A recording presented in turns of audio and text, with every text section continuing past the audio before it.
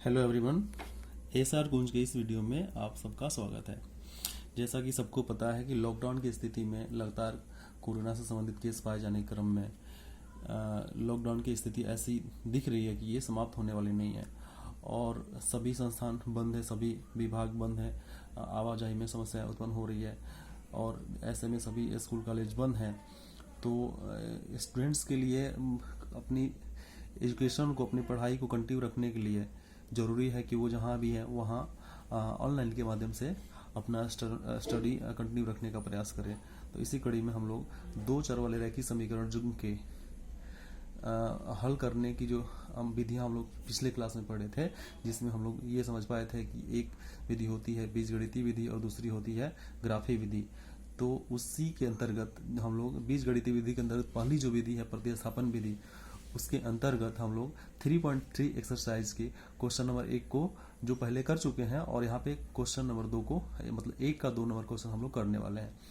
आप देखेंगे तो पाएंगे यहाँ पे s minus t equal to 3 है, इसको समीकरण 1 मान लेते हैं और s upon 3 plus T upon 2 को हम लोग यहाँ इक्वल टू 6 को हम लोग मान लेते हैं समीकरण 2। अब देखिए प्रतिस्थापन विधि से हल करने में क्या होता है कि एक चर को दूसरे चर के पदों में व्यक्त करना होता है और फिर जो व्यक्त करा हुआ मान होता है उसको दूसरे समीकरण रख के हल करना होता है। तो यहाँ पे हम क्या करेंगे, समीकरण 1 को समीकरण 1 से हम लोग कंटिन्यू करने वाले हैं। तो यहाँ पे हमको मिलेगा s minus t equal to 3। अब यहाँ पे हमारे पास ऑप्शन ये है कि या तो हम s को बाएं तरफ रखें और t को दूसरी तरफ भेज दें, या t को ही यहाँ पे रखें और s को इधर भेज दें। तो हम लोग यहाँ पे ये s को बाहर रख के यहाँ पे हल करने का प्रयास करते हैं। तो देखिए यहाँ पे दूसरी तरफ 3 है, तो ये माइनस टी जब इधर जाएगा तो ये क्या हो जाएगा प्लस टी, यानी s का ये s जो है t के पदों में व्यक्त हो गया, s जो है t के पदों में व्यक्त हो गया। तो अब ये s का जो मान आया है, यही मान हम दूसरे समीकरण में जब पुट करेंगे तो हम आगे क्रिया को संपन्न कर पाएंगे। तो आप देखिएगा यहाँ पे अब s का मान समीकरण 2 में रखने पर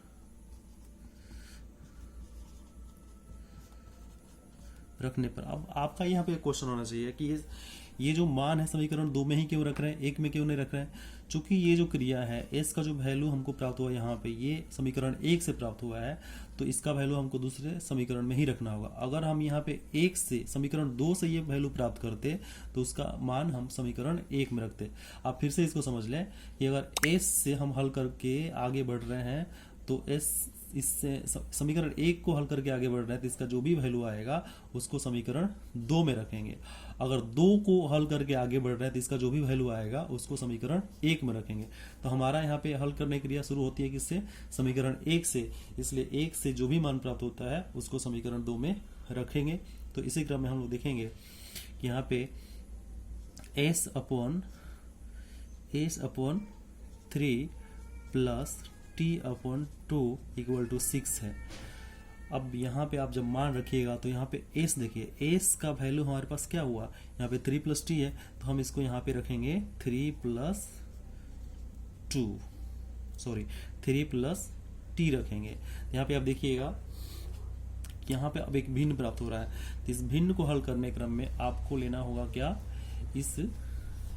इस समीकरण में देखिएगा 3 और 2 का आपको एलसीएम लेना होगा।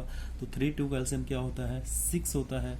तो 6 होने के क्रम में आप देखिए यहाँ पे ये 6 जब हो जाएगा तो 3 का जब आप देखिएगा मल्टीप्लाई करिएगा तो 2 टाइम में ये 6 विभाजित होने वाला है, इसलिए 2 से क्या होगा, इस 3 प्लस टी को हम मल्टीप्लाई कर देंगे, प्लस का चिन्ह यहाँ पे, ये वाला चिन्ह यहाँ पे हो गया। फिर 2 का आप देखिएगा मल्टीप्लाई करिएगा तो 3 टाइम में ये 6 जाने वाला है, इसलिए हम t को 3 से गुणा कर देंगे। इक्वल में कितना हमको मिलने वाला है, इक्वल में हमको मिलने वाला है 6। अब आगे इसको कंटिन्यू करने क्रम में देखिएगा 3 को 2 से मल्टीप्लाई करने पे आपको मिलेगा 6 और यहाँ पे 2 को t से मल्टीप्लाई करने पर 2t, फिर यहाँ पे पहले से क्या है 3t अपॉन में कितना होगा 6 और यहाँ पे देखिए इक्वल टू हो जाएगा 6। अब 6 2t और 3t, तो ये देखिए यहाँ पे सजाती दिख रहे हैं आपको, 2t और 3t एक जैसे हैं तो ये आपस में क्या हो जाएंगे, जुट जाएंगे। तो 3 यहाँ पे 3t और 2t जुट के कितने हो जाएंगे, 5t। और यहाँ आपको है क्या 6, जब आप इसको अपॉन में यहाँ पे 6 रखिएगा और फिर दूसरी तरफ आपको दिख रहा है 6, इसको अपॉन में 1 रख लीजिए। अब जब क्रॉस मल्टीप्लिकेशन आप करेंगे तो आप पाएंगे कि 5t प्लस 6 इक्वल 6 को 6 से मल्टीप्लाई करने पे हमको क्या मिलेगा, 36। यहाँ पे आपको 5t बाएं तरफ रहने देते हैं और 36 से ये प्लस 6 को जब इधर भेजेंगे दूसरी तरफ, बराबर की दूसरी तरफ, तो आपको मिलेगा क्या, -6। तो यहाँ पे आपको मिल जाएगा कितना, 30। इसलिए यहाँ पे आपके पास t का वैल्यू कितना हो गया, 30/5। और ये कितना बार विभाजित होगा, 6 टाइम में। तो t का वैल्यू जब आपको 6 हो गया तो आप देखिएगा पहले समीकरण में आप s का वैल्यू प्राप्त कर चुके हैं 3 + t के रूप में। तो इसलिए क्या करेंगे, अब s इक्वल टू क्या हो जाएगा, 3 + t। और आपके पास 3 ये तो है, लेकिन आपके पास t का वैल्यू देखिए यहाँ पे 6 आया था, तो यहाँ पे आप t के वैल्यू कितना रखेंगे, 6। तो 3 + 6 कितना हो जाएगा, 9। तो इस प्रकार आपके पास s इक्वल टू 9 और t इक्वल टू कितना हो जाएगा, 6। ये आपका हल हो जाएगा, जो इस समीकरण को पूरी तरह क्या करेगा, संतुष्ट करेगा। तो इस प्रकार आप दूसरे क्वेश्चन को हल कर सकेंगे।